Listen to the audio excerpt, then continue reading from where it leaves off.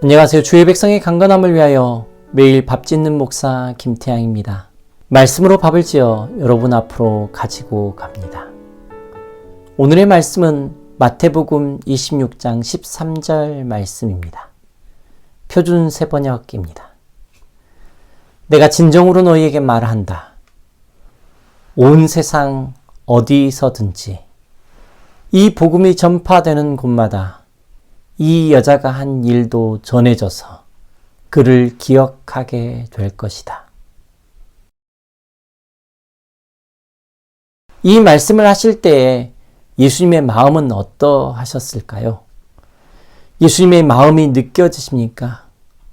예수님이 얼마나 이 말씀을 하고 싶으셨을까요? 너를 기억하게 될 것이다.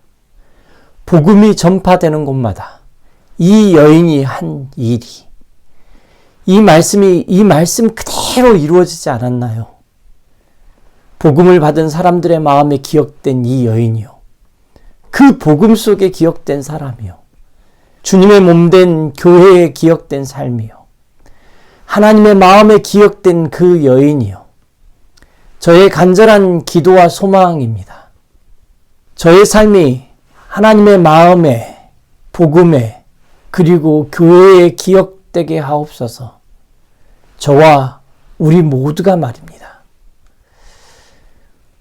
이 여인은 어떻게 기억되었습니까? 제때에 꼭 해야 할 일을 제때에 한 사람으로 기억되어졌습니다. 예수님이 말씀하십니다. 10절부터입니다. 그러나 예수께서는 이것을 아시고 이렇게 말씀하셨다. 왜 이 여자를 괴롭게 하느냐? 그는 내게 아름다운 일을 했다. 가난한 사람들은 늘 너희와 함께 있지만 나는 늘 너희와 함께 있는 것이 아니다. 이 여자가 내 몸에 향유를 부은 것은 내 장례를 치르려고 한 것이다. 예수님은 인류의 구원의 길이 될 십자가로 향하고 계셨습니다. 그곳이 바로 예수님의 발걸음이 향하는 곳이었습니다. 그 발걸음이 향하는 곳에 이 여인의 발걸음도 향했습니다. 마치 이 찬양처럼 말입니다. 아버지, 당신의 마음이 있는 곳에 나의 마음이 있기를 원해요.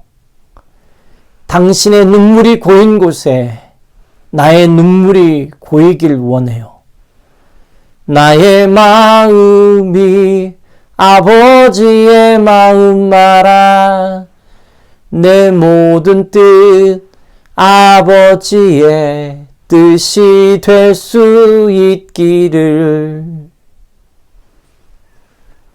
말씀을 연구해 가면서 저의 마음이 너무 아픈 것은 준비해야 하는 사람들에 의해서 예수님의 삶의 길이 준비되지 않는다는 것입니다. 당시에 하나님을 섬긴다고 하는 종교 지도자들은 오히려 예수님을 죽이는 데 앞장섭니다. 예수님께 부름받은 제자들조차도 예수님의 마지막 시간에 제자로서 합당한 일을 하지 못하는, 제자로서 합당한 모습을 보이지 못하는 것을 보고 있습니다. 사랑하는 성도님들이여, 하나님의 사람들이여, 우리가 두려워해야 할 것이 바로 이것 아닐까요? 우리가 하나님이 우리에게 맡기신 일을 맡기신 때에 하지 못하면 어떡하지? 이런 두려운 말입니다. 이 여인은 하나님이 자신에게 주신 마음을 외면하지 않았을 것입니다. 그래서 하나님이 마음 주신 그 자리에 있었을 것입니다. 사랑하는 성도님들이여, 혹시 최근에 하나님이 우리에게 마음을 주신 것이 있으신지요? 주님이 마음 주시는 곳을 향하여 움직이게 하소서. 기도하면 어떨까요? 이 시간 다 함께 기도하겠습니다. 주님이 마음 주시는 곳을 향하여 우리가 움직입니다. 그때에 합당한 그 일을 하는 사람이 되게 하옵소서. 주님의 마음이 있는 곳에, 주님의 발걸음이 향하는 곳에 우리의 마음이, 우리의 발걸음이 머물게 하여 주옵소서. 예수님의 거룩하신 이름으로 기도드렸습니다. 아멘.